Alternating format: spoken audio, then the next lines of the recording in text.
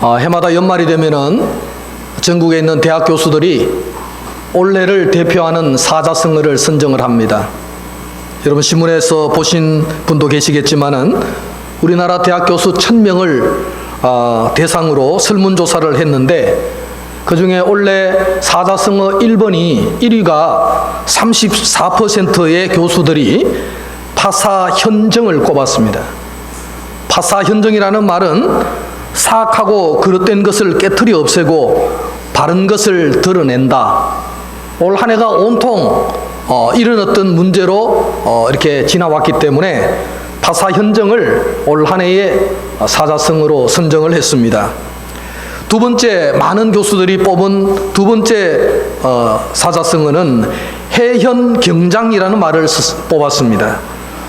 이 말은 금은고 줄을 바꾼다 이런 뜻인데 느슨해진 분위기를 고쳐서 긴장하도록 만들거나 사회적 정치적으로 제도를 개혁한다는 말의 뜻입니다. 그래서 해연경장이다 이런 말을 뽑았다고 합니다. 느슨해진 이 금은고 줄을 긴장 있게 당겨서 소리를 튕기면 아주 맑고 층한 소리가 나지만 이 줄이 늘어져 있으면 아무리 튕겨도 틱틱거리지 맑은 소리가 나지 않기 때문에 해연경장을 이 교수들은 두 번째 사자성어로 많이 뽑았습니다. 교수들이 뽑은 말이지만 종교개혁 500주년을 맞이한 우리 한국교회와도 잘 어울리는 말이 아닐까. 한국교회는 그동안 종교개혁 500주년을 올해 맞이하면서 여러 가지 잘못된 부분을 개선하고 새로워지고자 노력했던 그런 한 해였기 때문에 해연경장이라는 말이 참 잘 어울리는 말이다 이런 생각을 저는 개인적으로 했습니다. 왜냐하면 500년 전에 중세 그 부패한 교황청의 그 어떤 부패한 세력들을 마르틴 루터 선생을 비롯해서 많은 종교개혁가들이 새롭게 했기 때문에 그 말이 바로 원래 우리에게 주어지는 파사현정이나 해연경장이라는 말과도 아주 밀접하게 어울리는 말이다 그렇게 생각을 합니다. 한 인터넷 포털 사이트에서 직장인들 1372명과 직장을 구하고자 하는 젊은이들 389명을 대상으로 2017년 자신의 상태를 가장 잘 표현하는 사자성어를 이렇게 뽑아봤는데 제일 많이 나온 것이 뭐냐 하면은 다사다망입니다. 다사다망. 눈코 뜰 새 없이 일이 많아서 바빴다. 이것이 1번이었어요. 그 두 번째는 이제 각자도생이다. 지난번에 뭐 혼밥, 뭐 혼숙, 뭐 여러 가지 뭐 많이 얘기했는데 각자 제 갈 길을 찾아야 되는 각자도생이 두 번째로 젊은이들은 많이 꼽았다고 합니다. 세 번째는 말라 죽은 나무와 재처럼 소망이나 의욕이 전혀 없다는 뜻의 고목사회라는 말이 세 번째로 등장을 했습니다. 이 젊은이들은 우리 사회에서 더 이상 소망을 찾기가 어려운 이런 상황 속에 놓여 있다. 그 말을 젊은이들이 이렇게 표현을 했다는 사실입니다. 여러분 다사다망, 각자도생, 고목사회를 뽑은 이 시대를 향해서 우리 교회는 과연 무엇을 해야 하는가? 교회는 과연 그러면 어디로 가야 하며 무엇을 하는 기관인가? 이런 부분을 고민을 할 때가 되었다는 것입니다. 우리는 주님을 따르는 제자들로서 이런 말들을 다시 한번 곱씹어서 우리에게는 무슨 의미가 있을까를 고민하고 생각해 보아야 한다는 것입니다. 원래 우리 교회사적으로는 아주 역사적인 날이죠. 종교개혁 500주년을 맞이하는 우리 개혁교회. 그런데 올 한 해 우리 한국교회는 선교사가 이게 줄었습니다. 지금까지 한국교회 130년의 역사 속에서 선교사가 계속 늘어났는데 올해 처음으로 선교사 파송이 줄어든 해. 참 이렇게 아이러니한 어떤 모습을 우리가 가지게 되었습니다. 여러분 이런 한국교회와 오늘 이 사회 속에서 우리가 해야 할 역할이 무엇이며 어떻게 살아야 할 것인가에 대한 고민을 연말연시에 하지 않을 수가 없다는 사실입니다. 저는 부목사 시절에 겨울 등산을 갔습니다. 제가 좋아서 간 것은 아니고 강제로 갔습니다. 우리 담임 목사님이 제가 모셨던 담임 목사님이 겨울 산을 그렇게 좋아했어요. 그래서 월요일날 쉬는 날 주일날 밤에 오다를 줍니다. 내일은 무슨 산이다 이러면은 그냥 부목사들은 어김없이 가정을 팽개치고 전부 배낭 하나씩 짊어지고 아침에 모여야 됩니다. 그래서 같이 산행을 했습니다. 저는 정말 산을 그렇게 겨울산을 좋아하진 않았는데 월요일마다 몇 번 가다 보니까 이게 중독성이 있어요. 월요일 되면 안 가면 일주일이 몸이 막 이상하고 이게 자꾸 가던 습관이 되어버리니까 겨울산이 참 좋구나 그런 거를 가다 보니까 또 느끼게 되었습니다. 물론 우리 목사님들을, 전도사님과 목사님들을 인솔하는 집사님이 계셨습니다. 이분은 일찍 직장에서 은퇴하시고 평생 산만 다니시는 분이라서 뭐 산을 모르는 산이 없을 정도로 아주 이렇게 해박한 그런 인솔자 집사님이 이렇게 저희들을 인솔을 했습니다. 인솔을 너무 잘하다 보니까 우리는 어느 산을 가는지 관심이 없어요. 그냥 가는구나 하고 가면 그분이 다 인솔하기 때문에 믿고 가는 겁니다. 근데 어느 날 오다가 내려왔습니다. 내일은 영동군에 있는 민주지산에 간다. 이렇게 이제 교육자실에 이게 칠판에 이제 오다가 내려왔습니다. 수석 부목사님이 저희들을 다 모아서 내일은 민주지산이라고 한다. 민주지산 갈 준비를 해서 오라. 그리고 월요일 아침에 뭐 준비 따로 할 게 있습니까? 가방 하나 들고 오면 되는 거죠. 그래 왔는데 그날따라 이제 민주지산을 갔습니다. 평생 뭐 민주지산이 있었다는 사실도 몰랐는데 하여튼 간다니까 그냥 가는 거예요. 강제성이 있으니까요. 따라갔습니다. 민주지산이라는 곳은 아주 뭐라고 합니까? 이 충청북도 영동군 그리고 이 전라북도 무주군을 이렇게 끼고 있는 이런 산인데 하여튼 좋은 산이라고 해서 따라갔습니다. 열심히 따라갔는데 그날따라 좀 이렇게 겨울 안개가 좀 끼고 이런 좀 아침 시간이라서 올라갔습니다. 올라갔는데 쭉 올라갔는데 이제 나중에 민주지산에 가려고 갔는데 도착해 보니까 민주지산 간판은 안 보이고 거기 비석이 보니까 삼도봉 이렇게 나와 있는 거예요. 그래서 방향을 잘못 온 거예요. 한 번도 실수한 적이 없는 그 집사님이 그날따라 왼쪽으로 가면 민주지산이고 오른쪽으로 가면 삼도봉인데 이제 오른쪽으로 가버린 거예요. 목적지는 원래 민주지산이에요. 삼도봉은 이제 경상북도, 그 다음에 충청북도, 전라북도 이렇게 3도가 만나는 자리예요. 그래서 삼도봉이죠. 삼도봉도 너무 경치가 아름다운데 삼도봉에서 저 민주지산이 이제 보이는 거예요. 우리가 저기 가야 되는데 여기 왔다는 거예요. 그래서 결국은 민주지산을 못 가보고 삼도봉만 올랐다가 내려온 기억이 있습니다. 여러분, 산악 전문가 집사님이 딱 한 번 실수하는 것을 제가 처음 보았는데요. 그분의 말이 재미있습니다. 이렇게 말했습니다. 자신이 잠시 딴 생각을 하다가 그만 석기봉이라는 갈림길에서 왼쪽으로 가야 되는데 오른쪽으로 그냥 와버렸다는 거예요. 그래서 가보니까 민주지산이 아니고 삼도봉 정상에 우리가 있었다는 사실입니다. 여러분, 우리 인생을 한번 저는 이 등산의 비유를 하고 싶습니다. 열심히 신앙생활을 했는데 우리가 가고자 하는 목적지에 도착을 못하고 엉뚱한 봉우리에 앉아있다면 어떻게 될 거냐? 우리가 믿고 우리가 따르는 주님을 따라서 나는 내가 가야 할 신앙의 목적지가 저기 있는데 가다가 딴 생각을 잠시 하고 방황을 잠시 했는데 거기 안 가고 나중에 가서 보니 저 엉뚱한 다른 봉우리에 가 있다면 어떻게 되겠느냐? 뭐 산에 갈 때는 다음에 또 가면 되겠지만은 인생은 일회성이고 한 번뿐인 인생인데 방향이 잘못되어 버리면 이게 어떻게 되겠는가 하는 방향 설정에 대한 고민을 할 수밖에 없다는 것입니다. 여러분, 한 농부가 밭을 갈았습니다. 소를 몰면서 밭을 갈았는데 밭고랑이 똑 빨랐습니다. 근데 옆에 있는 농부는 밭을 같이 가는데 이 농부는 밭이 삐뚤삐뚤하게 갈리는 겁니다.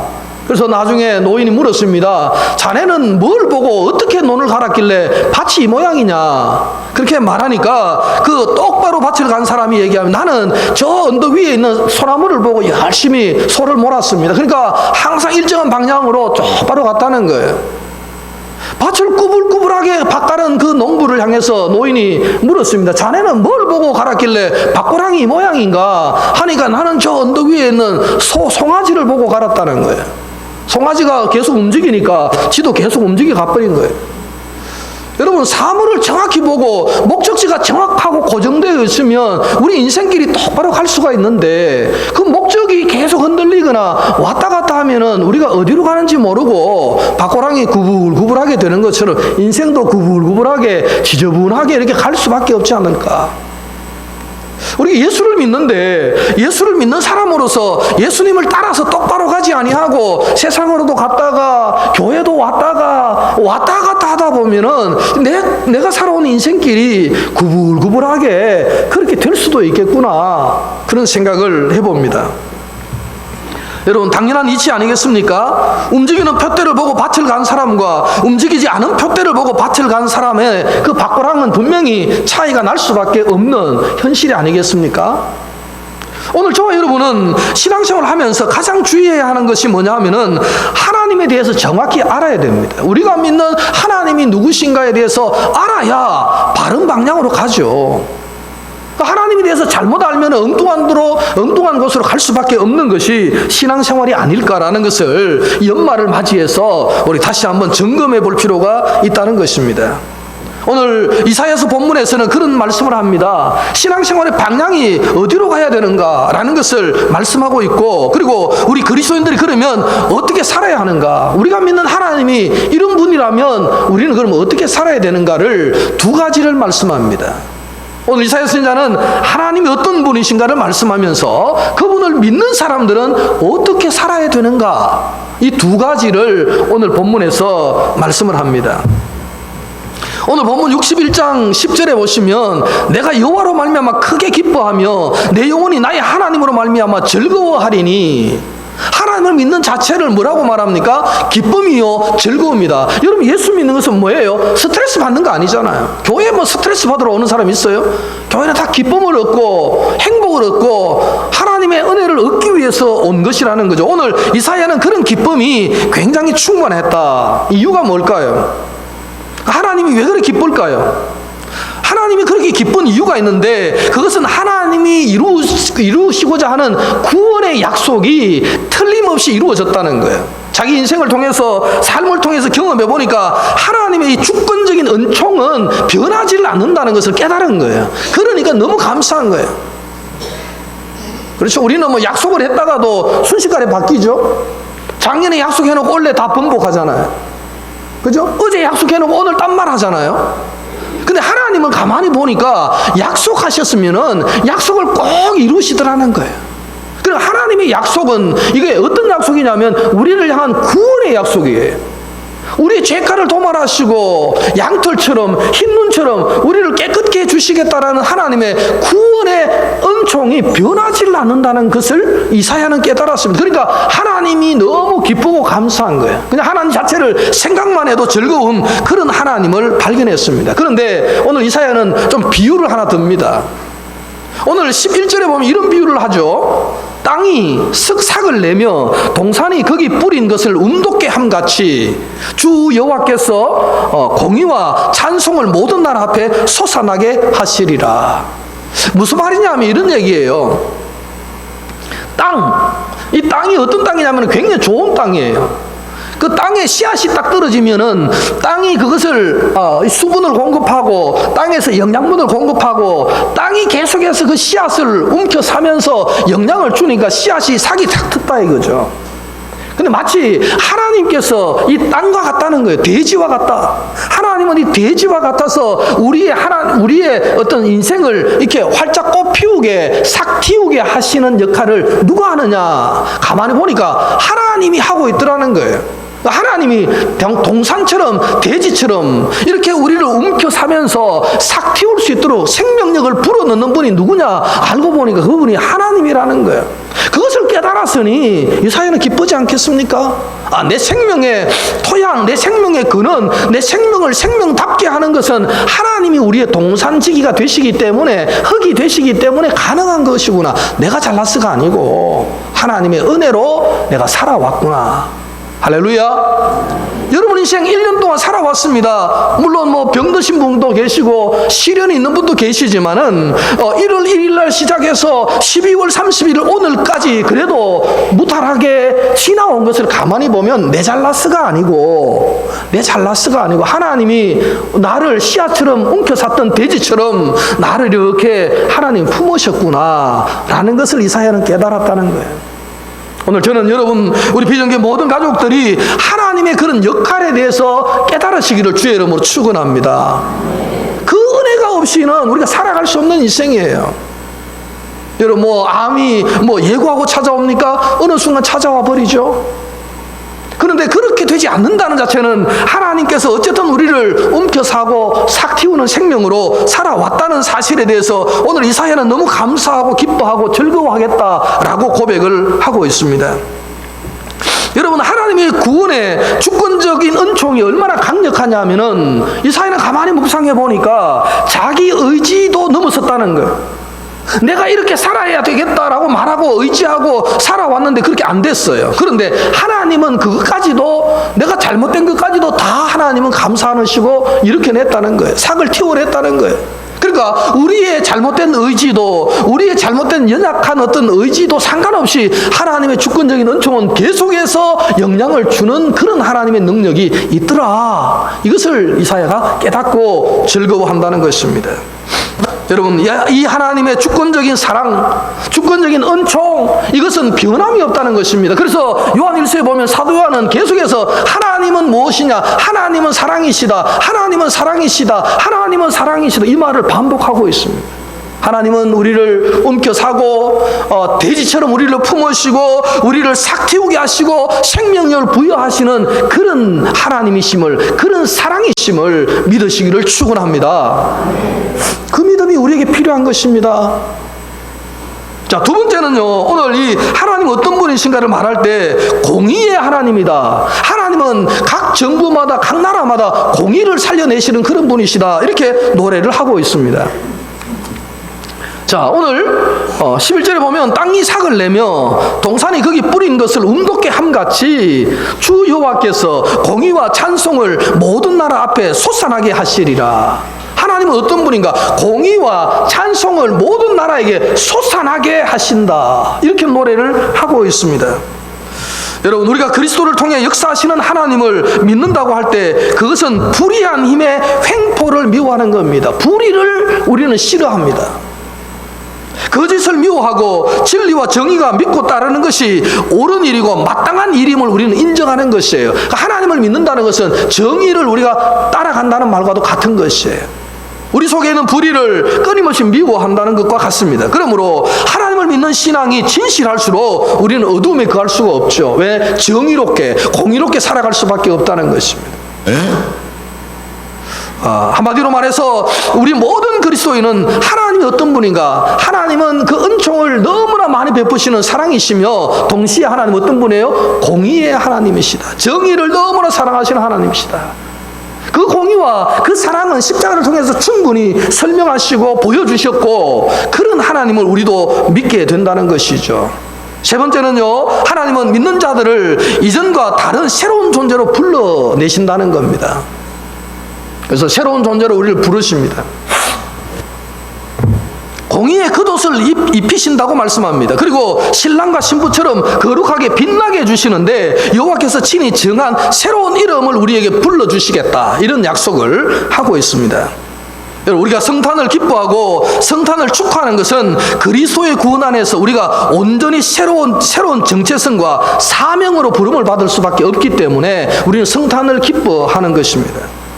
하나님께서 원수된 우리에게 친히 찾아오셔서 우리와 화해를 하시는 것이 성탄이기 때문에 우리는 이 성탄이 너무나 소중하고 감사한 것이죠. 우리가 인간관계를 맺으면서 힘든 점이 있습니다. 인간관계를 여러분 우리가 깨는 것은 한순간에 가능합니다. 말 한마디로 그냥 관계 싹 정리될 수가 있습니다. 그러나 깨어진 관계를 회복하는 데는 얼마나 많은 시간이 걸리는지 모릅니다. 부부 사이가요, 관계가 틀어지는 것은 말 한마디로 틀어집니다. 근데 그 관계 회복하려면 수많은 노력이 필요하죠. 여러분, 우리가 인생을 살아가면서 그렇지 않습니까? 친구 관계 그냥 끊을 때는 그냥 말 한마디 실수하면 끊어집니다. 그러나 관계를 다시 회복하기에는 수많은 노력이 필요하다는 것이죠. 하나님과 인간은 원래 관계가 끊어져 버렸어요. 인간의 죄로 말미암아 하나님과 영원히 끊어져 버렸습니다. 그런데 하나님이 다시 인간으로 오셨습니다. 인카네이션 하셨어요. 예수 그리스도로 오셨어요. 그리고 우리와 화해를 도모하셨고 십자가를 통해서 화해를 완전히 이루어 주신 분이다. 그래서 그 하나님께서 우리를 새로운 자녀로, 새로운 이름으로 불러주신다. 이렇게 오늘 이사야는 노래를 하고 있는 것입니다. 여러분, 멀어져 버린 우리를 저 이스라엘이 죄를 범해서 바벨로니아까지 유배를 간 그런 유대인들을 하나님은 다시 불러서 새로운 자녀로 삼아 주시겠다라고 약속을 하고 있기 때문에 이사야는 너무나 기뻐하고 있다는 것입니다. 여러분, 오늘 성경에는 죄로 인해서 멀어져 버렸고 바벨론까지 유배를 갔던 유대인들의 남은 자들을 하나님이 찾아오셔서 다시 불러내시고 다시 그들에게 새 이름을 주신다, 그런 약속이 있다는 사실입니다. 자, 그러면 그 약속은 뭐냐 하면은 오늘 62장 3절에 보면 그렇게 말씀하죠. 너는 또 여호와의 손에 아름다운 관, 내 하나님의 손에 왕관이 될 것이라. 물론 이 유대인들을 향한 얘기입니다만은 미래의 그리스도인들을 위한 얘기이기도 합니다. 오늘 우리에게 뭐라고 말씀하십니까? 하나님의 왕관이 되게 하겠다는 거예요. 여러분이 뭐라고요? 하나님의 손에 들린 왕관, 하나님의 머리 위에 씌워진 왕관이 아니라 하나님의 손에 들고 있는 왕관이 되게 하겠다는 것이에요. 누구를요? 그리스도인들을 그렇게 하겠다는 거예요. 이거를 이사야가 받으니까 흥분하지 않을 수 없는 겁니다. 하나님 이런 어떤 명령을, 약속을 받으니 흥분하지 않을 수가 없다는 겁니다. 여러분, 면류관이 되게 하시는데 그 면류관은 하나님의 손에 있는 면류관이에요. 옛날에 지나간 얘기지만은 여러분 용서하고 들으십시오. 옛날에 김대중 대통령이 노벨 평화상을 받았잖아요. 김대중 대통령이 그때 대통령으로 이렇게 뭐라고 해야 됩니까? 대통령으로 있을 때 김대중 대통령을 비판하는 사람들이 이제 하는 말이에요. 제가 들은 얘기인데, 나라는 우회되든 상관없이 맨날 노벨 평화상만 닦고 있다는 거예요. 김대중 대통령 손에 들고. 그게 너무 자기는 평생의 업적이잖아요. 그러니까 김대중 대통령은 나라는 뭐 어디로 가는지 관심 없고 맨날 아침마다 책상 위에 있는 노벨 평화상 그거를 닦았다, 이렇게 김대중 대통령을 좀 비하하는 그런 말을 한 사람들이 있습니다. 저는 오늘 그 말과 좀 유사하다고 생각합니다. 하나님께서는 우리를 뭘로 삼으신다고요? 왕관으로 삼으신다. 그러니까 하나님이 이 왕관이 너무 좋아서 손에 만지시면서 널리 닦고 있는 그런 존재로 우리를 부르신다는 겁니다. 이것이 은혜예요.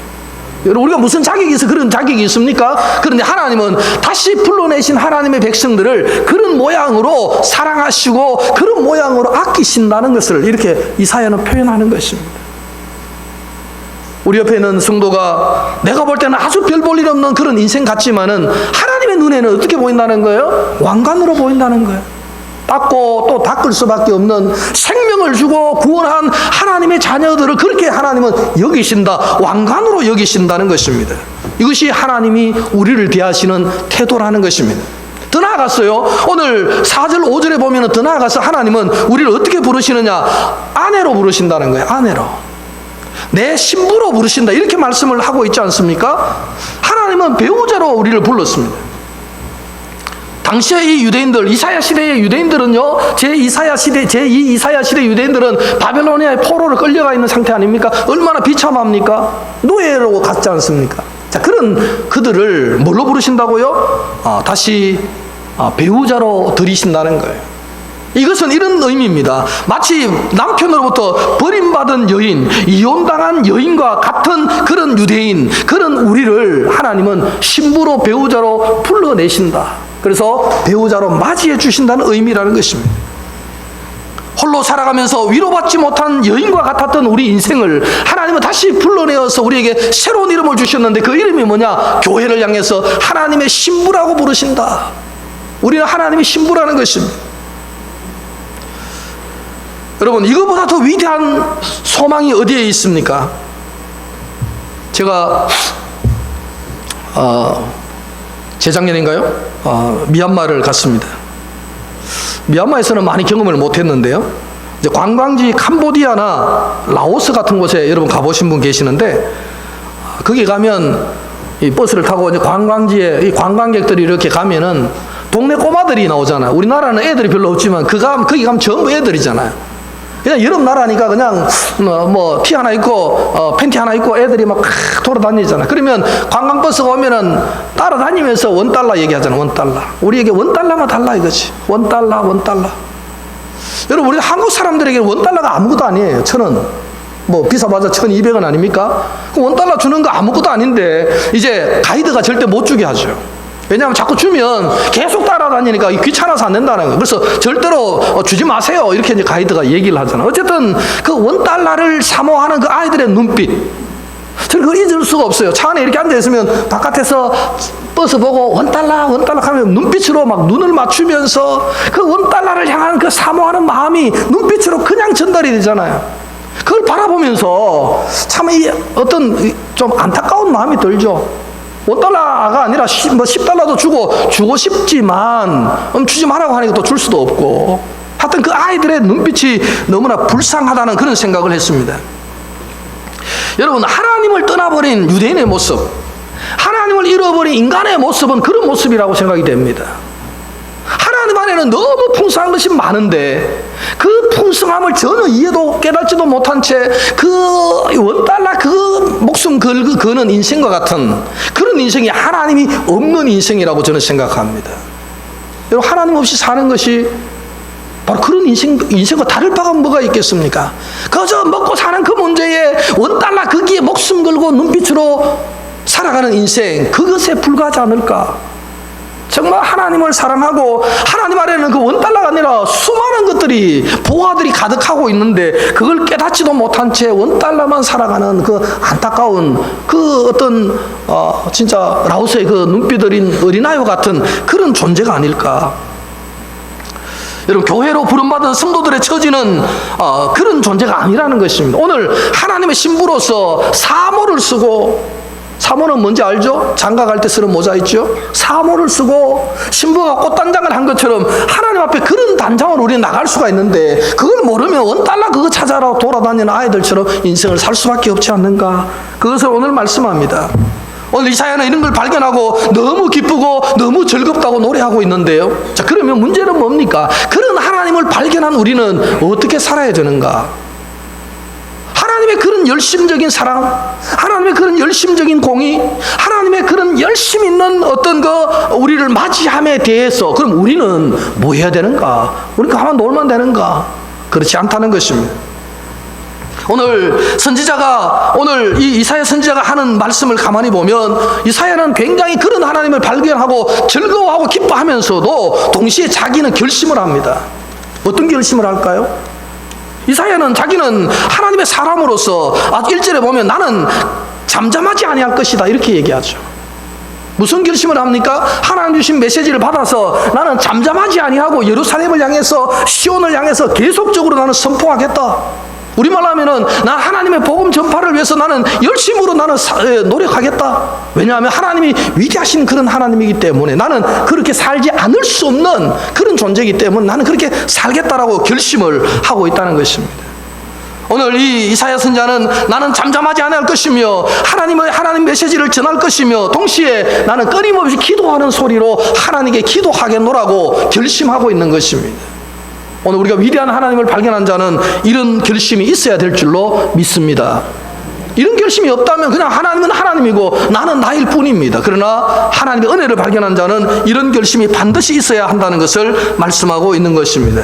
두 번째 결심은 뭡니까? 오늘 이사야는 나는 시온을 위해서 그리고 예루살렘을 위해서 나는 이런 결심을 하겠다는 거예요.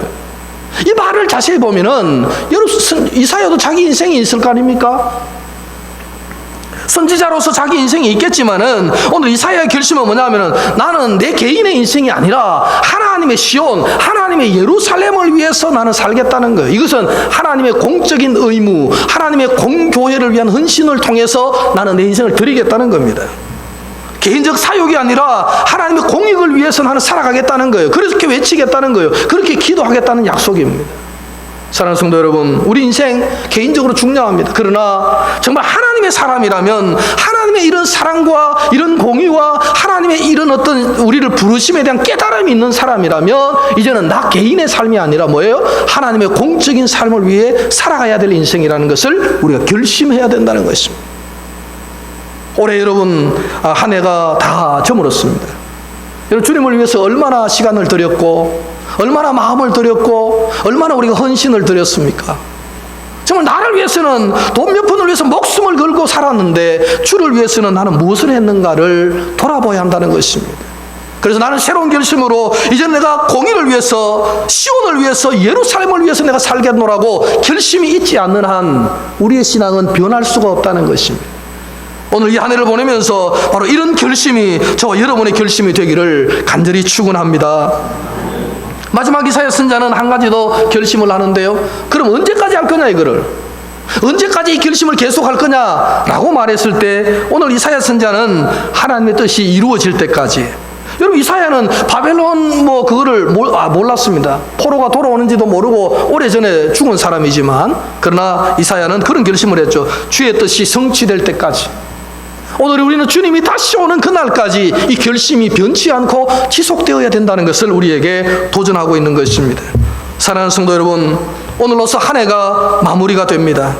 다시 한번 우리 인생의, 우리 신앙의 방향을 한번 돌아보고 다시 한번 하나님이 어떤 분인지를 한번 묵상하고 다시 한번 우리의 신앙적 삶을 결심하는 그런 연말이 된다면 우리에게는 새해는 더 큰 의미가 있다는 사실입니다. 이런 결심 없이 살아간다면 우리는 너무나 무의미하게 살 수밖에 없다는 것을 기억하셔서 오늘 마지막 결심을 당차게 한번 결심하시고 하나님의 은혜를 더 감사하게 누리시는 그런 저와 여러분 되시기를 주의 이름으로 간절히 축원합니다. 기도하겠습니다. 하나님, 2017년 마지막 축제 예배를 주님께 드립니다. 돌이켜볼 때에 하나님의 그 주권적인 은총은 막을 자가 없었고 우리의 잘못된 의지조차도 꺾을 수 없었던 강렬한 의지였음을 깨닫습니다. 하나님의 공의는 하나님 세상이 다 죽은 것 같아도 여전히 살아있음을 깨닫습니다. 하나님은 돼지처럼 우리를 품어주셨고 우리 생명을 싹 틔워주신 은혜로운 분이심을 우리가 다시 한번 깨닫습니다. 그 하나님 앞에서 나는 어떻게 살았는가, 어떤 결심을 해야 될까를 이 마지막 예배를 통해서 결단하게 됩니다. 하나님의 열심을 본받아 우리도 새로운 결심으로 하나님을 따라갈 수 있도록 인도하여 주시옵소서. 예수님의 이름으로 기도드리옵나이다. 아멘.